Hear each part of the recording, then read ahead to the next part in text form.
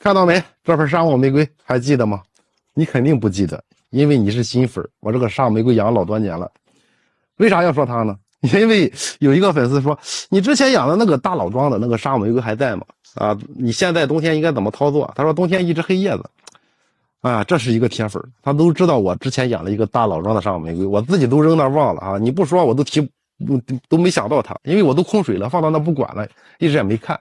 对于这种大老庄，你看它底下的根是非常粗的，现在这种根你去放到那一年的话，它受不了多少。所以说你现在就是停水就行了，因为我现在停水有2个月了吧，用手一捏还是硬的，所以说不用怕空水。空水有一个好处，在空水的过程中，它会先消耗叶片。它根在花盆里，它在土壤当中哈，它叶片会慢慢的枯萎，叶片全部落干净，然后再消耗根里的养分，消耗这个主干里的养分，它会变软。但是在这个过程当中呢，它叶片落了，叶片落的是好事啊，它落叶非常的慢，本身它养分非常多，对吧？它的叶片落干净了，基本上就到了春天了。叶片落干净了以后，它的顶部啊，在春季回暖的时候，您浇上水，顶部就会逐渐的冒花苞啊。现在它上面就有花苞，但是我空水了，它不长，温度也低了，它也不长。到时候呢，你想象一下，如果说这么多分支，它带着叶子，即使开出花了也不好看。但是呢，它在春季空水落干净叶子以后，再从顶部长出花苞来，枯枝干上带着花，这才是最漂亮的，能懂吗？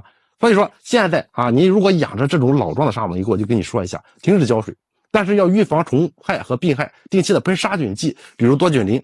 定期的喷杀虫药啊，比如我们知道那个卡纳马朵的喷剂，比如我们知道阿维丁虫、米、蜱虫、磷、赛虫、禽都可以，知道吧？这些药定期半个月左右喷一次，选择在天气晴朗、通风好的时候喷，这样能够预防虫害、预防红蜘蛛啊，它的枝条也不会出现腐烂的情况，这样就能够保证不出问题啊，一直持续到春季，室外的温度最低温度在5度以上啊，能够开窗通风了，这个时候浇水。但是呢，春季浇水要记住，浇水要加杀菌剂，为啥呀？杀菌剂和生根液都加上，防止它浇上水以后有干根，然后呢，到时候烂根你看不到，整个蜘蛛彻底烂掉，这么大一颗烂掉，好心疼的，对吧？所以说加杀菌剂和生根液，然后呢，肥料不要用，第一次浇水不要用肥，等下次盆土干了，你再浇水的时候用上肥料，用磷酸二氢钾。